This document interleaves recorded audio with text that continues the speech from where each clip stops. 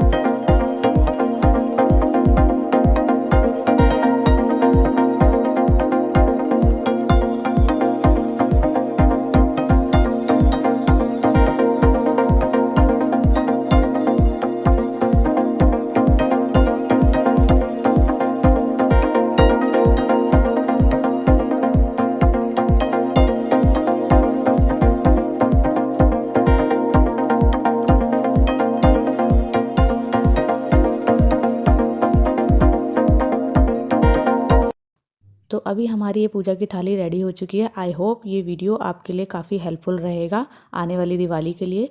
तो इसी तरह से हंसते रहिए, मुस्कुराते रहिए और मेरी वीडियो को देखते रहिए, और वीडियो को लाइक करना ना भूलिएगा। तो आगे और भी अच्छे अच्छे वीडियोज़ मैं आपके लिए लाती रहूँगी। तो thank you so much for watching my video. मिलते हैं नेक्स्ट वीडियो में। Bye bye.